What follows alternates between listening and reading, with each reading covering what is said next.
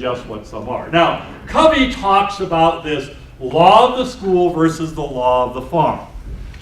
Now, I wish I had a really interesting story where I could talk about growing up on the farm in Montana. Who grew up on the farm in Montana? Yeah, only a few of you. Isn't that amazing? But I got the next best thing. When I was in high school in Big Fork, I did not live on a farm, but I got a job from a gentleman named Everett Slider, who ran a lumber yard in Polson. And but he had a farm out on the Flathead River, and I was like a freshman in high school, and I went out and got a job making $1.35 an hour working on the farm. And I got to do all kinds of interesting things, like he had 300 head of pigs. So one of the things I had to do 3 days a week was to go in with the manure spreader, and you know the great Harry Truman story about, well, can't you get Harry to quit saying that word? And Beth says, it's taken me 30 years to get him to use it. So I cleaned up after 300 head of hogs.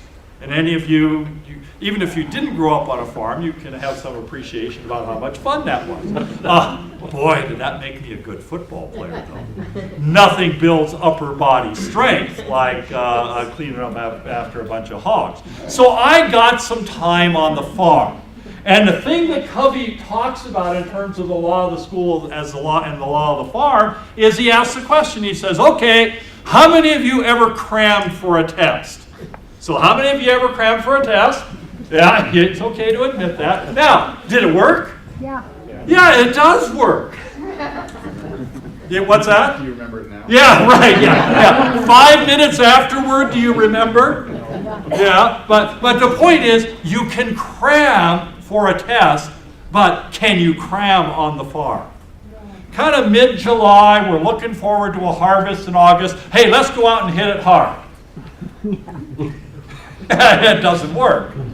One of the things that I really liked, my kids growing up in the city, didn't grow up on a farm, but they ran cross country.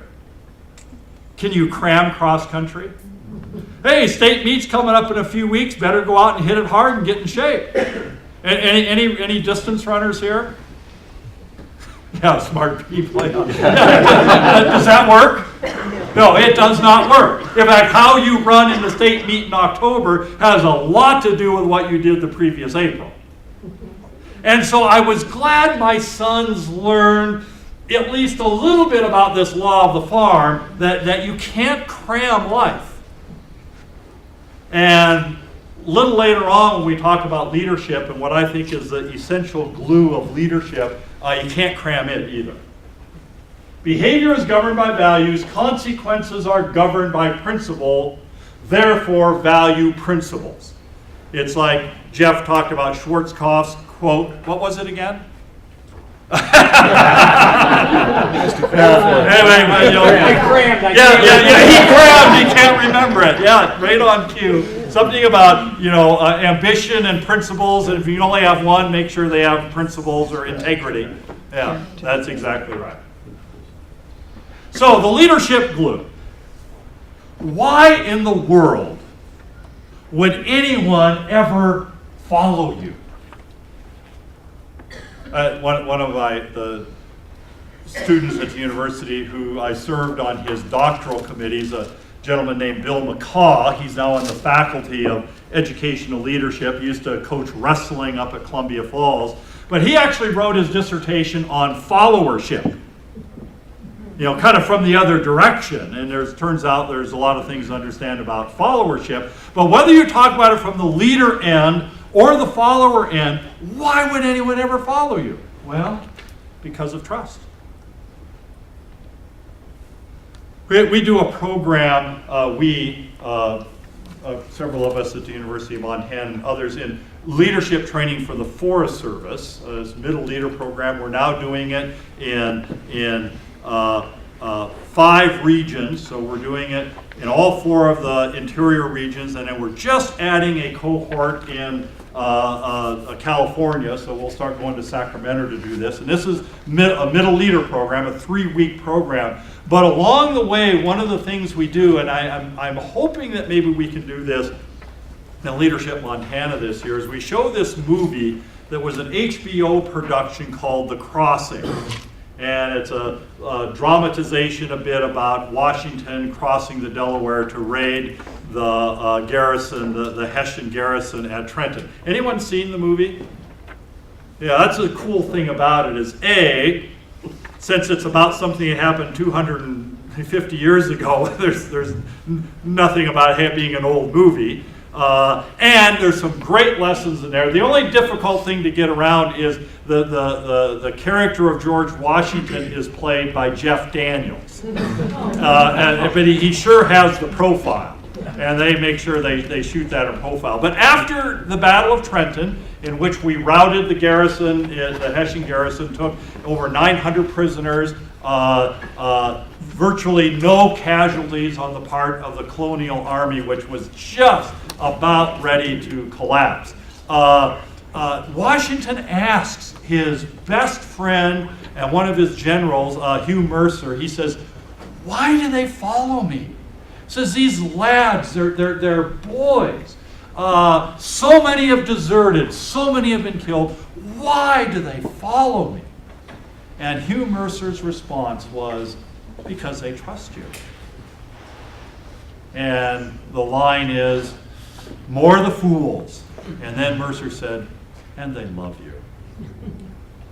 So I don't know about getting to the love part, but you are not going to be a leader if people don't trust you. And in Covey's book on principle-centered leadership, he says, it all starts with trust because at an interpersonal level, people have to trust you. And then that forms the foundation for empowerment, which is kind of turning people loose. And I think that was another one of Jeff's quote, and we didn't collaborate on this at all, where Patton said, you tell people what to do, you don't get out of their way and let them do it.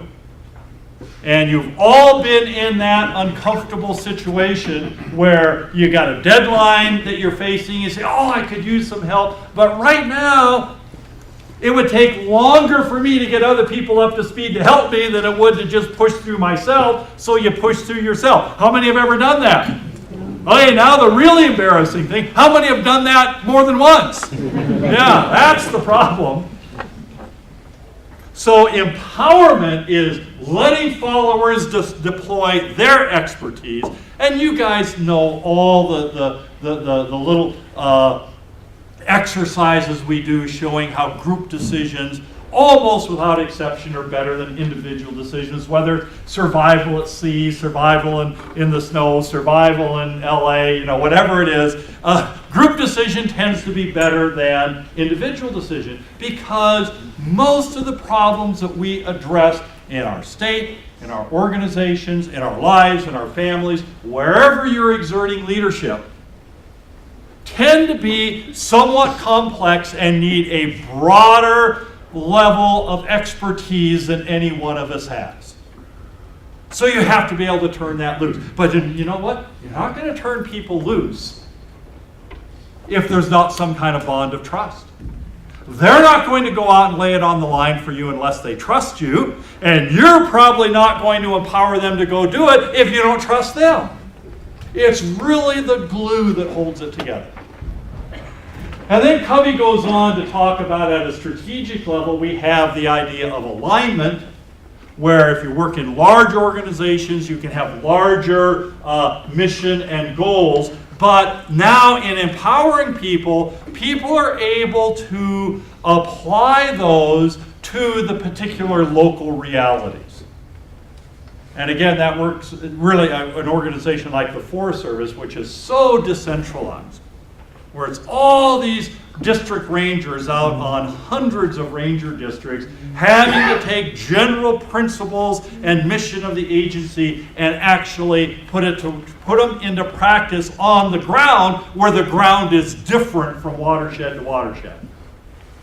But again, if you have trust and empowerment, now people are free to align themselves but also improvise. The cool thing about any musicians here? Yeah, so improvisation You know, hey, great, but boy, how many years of music theory does it take before you can kind of throw out the rules and improvise? It takes a long time. A lot of people can become proficient in music, but never reach the point to where they're able to kind of just let it flow.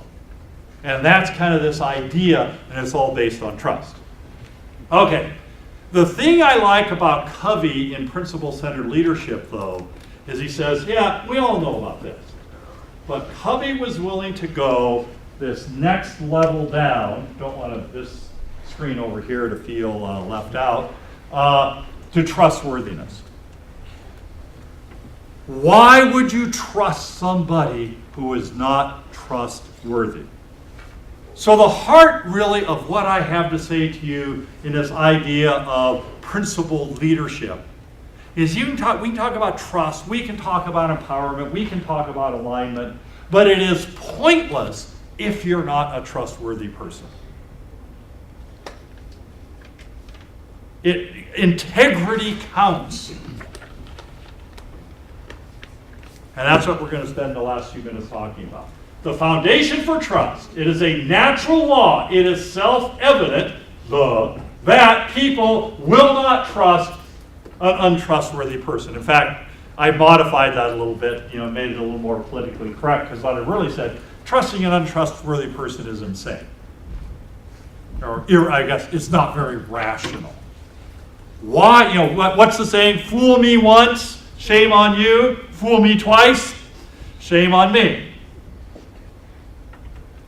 So the idea is the foundation, under that foundation of trust, is trustworthiness. And that's what we're going to spend a few minutes talking about. So how do you be trustworthy?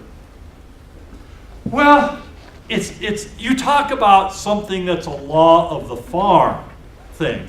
There is no quick way to build trustworthiness. Because how many instances of trustworthiness does it take to lay a foundation of trust? I don't know, no number, but certainly a bunch. And of course, how many instances of lack of trustworthiness does it take to destroy the whole thing? Like one. Mintzberg has this idea of idiosyncrasy credits. Covey talked about the trust bank account. And I don't know how banking, my expertise is not in banking. He's not the only banker here. Who else are bankers here? Faye is here, I thought. So a lot of, some bankers here. Last time I checked, before I can make a withdrawal, I have to make some deposits. If your bank works differently, let me know, okay? And that's what Covey says. We have to make all of these deposits in what he calls a trust bank account, or what Mintzberg said, we build these idiosyncrasy credits. And there's been great studies done about people who, over the course of 2 or 3 years, missed the same number of days of work. But some of them missed early. And some of them missed days of work later. What do you think the difference in attitude of managers and supervisors were over those people who had the same number of missed days? Yep, miss early, yep, can't count on them. Really faithful early, and then you legitimately have some reasons why you might be late or might not be able to come. Well, you've built those idiosyncrasy credits, you've made deposits to that trust bank account, and then it's okay. Now, I'm not saying, hey, people have trusted me for a long, long, long time. It's time to start being squirrely. It's not what I'm saying at all, but I'm saying that it takes a long time to build that foundation of trust, and it doesn't take a lot to shatter it. Now, you can't do anything else but talk about my kids. So, how many of you have grown kids? So we've all been through it together. We could talk about these immutable facts and principles. But one of the things as our kids started, spreading their wings and becoming, older teenagers and young adults, there was that article that says they're really not adults till 25. And actually, there's some pretty good brain research behind that. But as our kids were getting to that age and wanting to spread their wings, and the last thing in the world they want is, to be checking in with mom and dad, invariably, both my sons said they were going to be at A, but instead they were at B, right? Pretty common instance. So how do you explain this to them? Here's the way I explained it to them. I said, hey, because it always comes back and say, oh, you're treating us like kids. And I said, no, I am treating you like adults. Because if I tell your mom I'm going to Helena to speak at Leadership Montana, and really what I did was go to Spokane to do whatever, do you think there would be consequences in the relationship? Well, see, even a 17-year-old can figure that one out. So I say, this isn't about treating you like a kid. This is how adults treat each other. And so one of the things I do whenever I travel, cell phones are great because I send a text, okay? On board in Missoula, headed to Salt Lake. Landed in Salt Lake. Back on board in Salt Lake, headed to LA, landed at LAX, pray for me. So, my son, flying out of LAX for Beijing and then Jinan, got on board in LA. Yeah, he didn't miss the plane. I'm actually worried he's missed planes before. So it was, and even when he said, hey, I'm at the airport, I'm through security, I'm on the plane. And my wife and I said, okay, we got him an ocean away from us now. We can sleep at that. But the point is, that is adult behavior. And you start violating that, and it destroys trust, as well it should. So now the question is, how do we build trustworthiness? Well, I got this idea that these 4 cornerstones of trustworthiness, and I would suggest they are 2, which ties back in with Jeff's quotes, is that you have to have character, which include integrity and intent, and you have to have competence, which involve capabilities and your ability to get results. So, integrity. So here at Warren Buffett, I look for 3 things in hiring people. The first is personal integrity, the second is intelligence, and the third is high energy level. But if you don't have the first, the other 2 will kill you. If you don't believe that, ask J.P. Morgan. So integrity is critical. Integrity means honesty. Honesty includes not only telling the truth, but also leaving a truthful and accurate impression. Now, we sometimes get hung up, well, I told you precisely the truth. Yeah, and you communicated an absolute lie. Again, those of you that have gone through the years of having teenage children, you know exactly how that works. And sometimes you're the teller as you're trying to make adult behavior somewhat fungible, to pick some word out that seems to be used a lot these days. So it means not only telling the truth, but leaving a truthful and accurate impression. When I was in high school up in Big Fork, I was messing around up under the stands. I'd say it was a stadium, but I think at that time it was the second smallest gymnasium in the state of Montana. It's where the free throw circles overlap with the center circle. So it was making a shot from half court would just be a normal three-pointer today.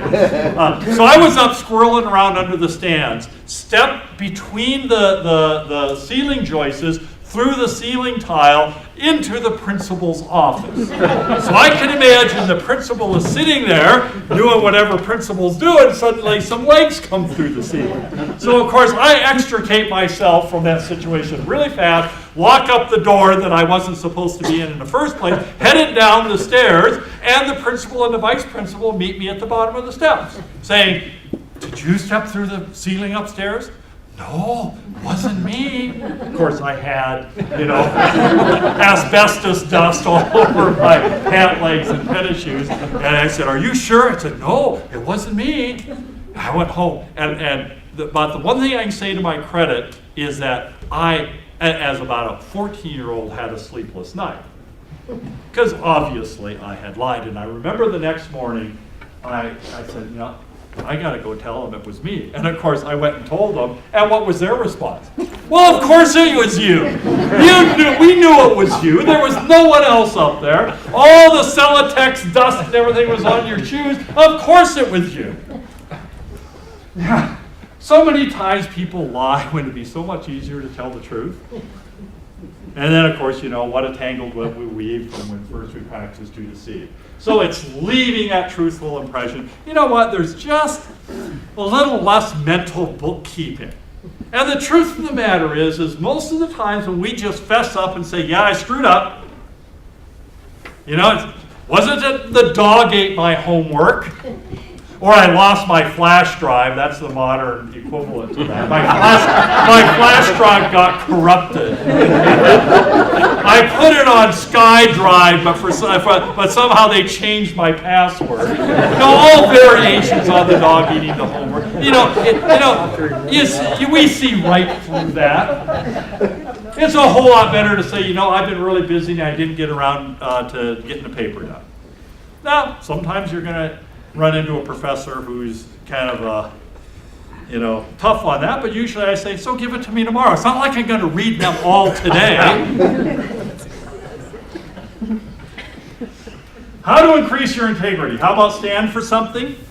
He that stands for nothing falls for anything. Promise only what you can deliver. We tend to overpromise and underdeliver. We promise things that no human being could. Say, I can't leap the tall building with a single bound, but hey, I can navigate stairwells, and if the elevator's working, I can get up there. But we tend to overpromise and underdeliver because it just makes for better press. And then endeavor to deliver what you promise. How hard is that? Well, we all know, a little harder than you think. Intent. Immanuel Kant, I really like. In law, a man is guilty when he violates the rights of another. In ethics, he is guilty if he only thinks of doing so. So, be careful what you think about. Because, you think about doing wrong too often, and it just might make it a little easier. It's kind of like inner tennis. Inner basketball, play it in your head, play it in your head. Make sure the stuff playing in your head is stuff that you would want to be caught doing. Intent often reflects our values, but outcomes reflect principles. Something to be said there for aligning our intentions, our values, with natural law. So examine and refine your motives. I like Covey's win-win. At the Leadership Montana retreat this year, we did the Myers-Briggs type indicator. There's a lot of different tools like that, but understand individual differences. Different people are different. Amazes me how two sons could grow up in the same family and be different people. But of course, all of you ahead of me in that regard say, of course. Declare your intent by building trust, quality organizations. Tell people what you're going to do. It's like, playing 8-ball where you got to call the shot. Nope, didn't call bank. Shot doesn't count. Choose abundance. This mutual benefit, again, one of Covey's 7 Habits of Highly Effective People. In this one I said, I could talk for a half hour about pie enlarging versus pie slicing. When I was at MSU, there was an econ professor there from Ecolak, actually Powderville, named P.J. Hill. And P.J., who is an economic historian, saying one of the things that has happened in our society is we've gone from a society of pie enlargers to an economy of pie slicers. Everyone wants, their share of the pie, and we start neglecting growing the pie. You know, just my opinion, I think we need to think about pi enlarging. Everyone's piece gets bigger. Core 3 is capability. Understand and leverage your strength. A book I have often used is Tom Rath's book, Strength Finders. Yeah, he does an absolutely horrible thing early on in that book, and he criticizes Rudy. You know, the movie Rudy. He said, imagine what he could have accomplished if he had put all that effort into something he was actually good at. All that effort. And he gets one play in a game that's already in the book. Now, I'm not going to criticize him, but Tom Rath's point is you will make the biggest contribution to this state, to your organization, to your life, to your family's life in the area of your strength. Or like Drucker says, dwell on weaknesses only long enough to recognize if you have a debilitating weakness, which you may, take care of it, but then that's it with your weaknesses. You're going to make an impact in the area of strengths. Because what Tom Rath says in Strength Finder, he says, you know, I'm sorry, we don't all get to grow up to be president. Or like Larry Kristoviak at a basketball camp my kids attended, said you got to understand the difference between a goal and a dream. If all you focus on is the goal, if all you focus on is the dream, you're probably not going to achieve goals. But if you set realistic goals that you can achieve, guess what? You might get the dream, but you'll sure accomplish the goal. Keep yourself relevant, and I'm going to talk about relevance here as kind of the conclusion, which really deals with lifelong learning. I was at a conference in Chicago this summer at IBM, and it was this big data thing, and that's something we're doing over at the University of Montana. And so I was there getting some training as part of my sabbatical. But one of the individuals there talked about how, he said, we talk about knowledge expanding and how rapidly knowledge is expanding, and he had some curve on that. He says what often goes undiscussed is the fact of how quickly previous knowledge is becoming irrelevant. I think it was C. Everett Koop that spoke at the commencement of the Harvard Medical School many years ago, and he says, half of everything you've learned here at Harvard Med is wrong. It'll turn out not to be best practice. The real disconcerting thing is we don't know which half. And that's true. Knowledge is expanding. But boy, I used to be able to teach really did a really good job of teaching them how to program in the basic programming language. Which, talk about irrelevant. Still language is called basic, but they have nothing to do with what that was. How quickly our knowledge becomes irrelevant. And then have some personal mission and goals. So finally, results. And here's where I'm going to finish talking, since I got my degree from Claremont and I'm down teaching in the Drucker School. We have to quote Peter Drucker at least 2 or 3 times, or they come and repossess our degrees. And I don't want to go through that embarrassment. And Drucker, I think, still today is the most published individual in Harvard Business Review. And I think there are 3 books out there that are just Drucker's articles that were published in Harvard Business Review. So this is one of his top 10 ideas, and that is knowing the difference between efficiency and effectiveness. So efficiency is doing things right. Effectiveness is doing the right things. Now, funny, see, the stuff I teach at the university is all about efficiency. It's about productivity. It's about output. But Drucker says, great, but you also have to ask, are you doing the right things? Because if my car is running perfectly and I am on the wrong road, going the wrong direction, I'm not making much progress. I'd be better off walking on the right road in the right direction. Now, certainly the best of all worlds is having my car operate really well, going the right way on the right road.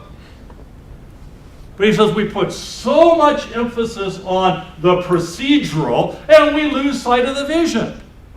And you've seen all the little quips about that. You know, when you're up to your eyeballs in alligators, it's hard to remember your mission was, you know, to drain a swamp, or I guess we can't talk about draining swamps anymore. We've got to protect those wetlands. But the point is we've all heard those little adages that says we're working really, really, really efficiently to no avail.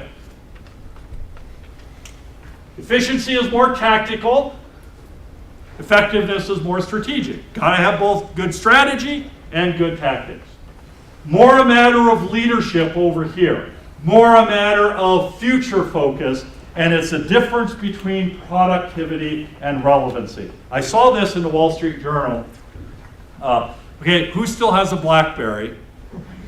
Yeah. See, 810, yeah. You have your first one. Yes, a new one, that's right. An article in the Wall Street Journal said that right now, RIM, Research in Motion, has almost $1 billion of unsold inventory. Right there, hold that. There's one that they sold. They currently are sitting on $1 billion of unsold inventory, which I argue they produced extremely efficiently. The only problem is the product is irrelevant. No offense to BlackBerry. My wife traded in, the university shut down its BlackBerry server. She has an iPhone. I said, you're not going to like the iPhone today. Hates the iPhone. See, no tactile. My son got it. He said, hey, Dad, I want an iPhone. So his contract came up, got him an iPhone. And then his dad sent me a text and said, would you send me that old flip phone? I said, why? He says, you can't text under the table with an iPhone. You know, with the touch, you can't send text. They got really good at texting under the table. I said, under the table, fine. Under the steering wheel, no. So we sometimes think that the biggest problem is lack of productivity. Now understand, I'm all for productivity. I teach it. The whole class I teach is on productivity. But the worst thing is being highly productive and completely irrelevant. And I think part of principle-centered leadership is certainly being productive, but most of all, principled leadership is being relevant. So I end with this. Having a sound thought, Drucker wrote this great article in 1994 about theory of the business. Go read Theory of the Business. It's good. So, huge difference here. Common goal versus a goal held in common. A common goal is where a group of individuals share a common goal and work together toward the achievement of that goal. Part of what makes things relevant when all of us have that common goal and are willing to subordinate our individual values, not principles, to achieve that goal that we have in common. On the other hand, a goal held in common is where a group of people each have the same goal and work individually to achieve that goal. And the contrast to this, the people who developed this idea said, you look at the Sir Edmund Hillary ascent of Everest, they all had this common goal of let's put someone on Everest. And so sure enough, Tenzing Norgay hikes up to the top of Everest, drives in a piton, hooks a rope, walks back down, hooks a rope to Sir Edmund Hillary, heads back up, pulls Sir Edmund Hillary up to the top, and Sir Edmund Hillary, first man to ascend Everest. But if they hadn't made it, they had another team that would have gone. Contrast that to the situation that was documented in Into Thin Air, in which you had this whole group of tourists, all of whom held a goal in common to get to the top of Everest, and it was a disaster. Because no teamwork, no working together, perhaps some efficiency and productivity, no effectiveness. So I think bottom line, the call for principled leadership is this call to be relevant. Because again, finishing your life up and realizing you've been very, very, very productive and efficient doing all the wrong things didn't get you very far. So, I am done. It's exactly 2 o'clock. We have a break till 2:30, but if someone has a question, I'm sure it would be okay if I... So, questions or comments? Yes? Can we get a copy of your slides? Can you get a copy of my slides? Absolutely. Great, thank you. Yep, absolutely. We'll figure out some way to do that. Okay? Boy, that was the easy one. I could probably do that pretty efficiently. Oh, yes. Yeah, are you familiar with a book called Quiet? Quiet. And it talks about the emphasis on teamwork and extroversion preference in our culture, and how valuable introverts are, and they contribute in a different way. So I'm seeing all the messages in your presentation about valuing extroversion and not some of the messages of encouraging the creativity that comes from individuals with an introversion preference. Well, I'm sorry if that came across, because no big shock on a Myers-Briggs I test out as an E, although I am out of preference in 2 areas in the step 2. I'm more of an I in those. I think that's excellent. But see, when I talked earlier about you have to examine your values, you have to understand what your those are all I kinds of things. Those are things where you think about before you act, because extroverts tend to act, think. And quiet would say introverts tend to do more think, act. Now, I think you need both. As I get older, I start seeing the value of that pause and plan a little bit before you start acting. And actually, it may gratify you to know at the Leadership Montana retreat, we talked a lot about that. The class is about 50-50 extroverts and introverts. And I'm glad to see books like Quiet that are addressing that, because there's no question there is a cultural preference to some extent for ease and for extroversion. Again, thank God for the 2-hour drive from Missoula to Helena, because, got to do something, so I think. And so, which is, I think, a good thing. Great point. Yes? I appreciate what you're saying from a business standpoint. I'm wondering how these concepts work in a public policy standpoint. Oh, we could kind of take another hour, but interestingly, drew pretty heavily from both Covey and Drucker. Both of them spent far more time in the nonprofit and public sector applying their stuff than they did in the for-profit sector. Because I think it's even more important for nonprofits, for public sector organizations to understand, for example, what makes them relevant. What is relevancy for us? And how does that work? And we talk about that a lot with the Forest Service. The problem is whereas a business has more degrees of freedom to perhaps change strategy and mission, unfortunately, in a lot of public sector organizations or even nonprofit, that in public sector, that's a matter of statute. And so the Forest Service really wrestles with this as just an example of saying, we have a statutory mandate in terms of what we do. And so how do we, without breaking the law, actually do what is relevant today?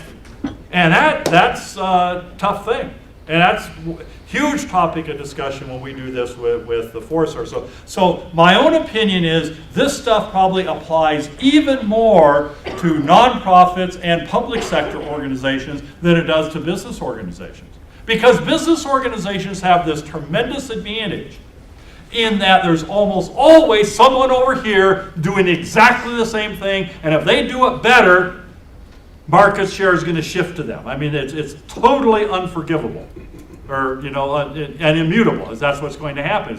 It's a totally unforgiving environment. In the public sector, like universities, Mark Twain said it's easier to move a cemetery than to change the curriculum at a university. And that's true. So big shock, how long does it take colleges and universities to change their curriculum? And so I think this thing about relevancy is even more applicable to public sector, to the nonprofit sector, than it is. I mean, I think it's applicable in the business sector, but the business sector tends to have their feet held to the fire continually.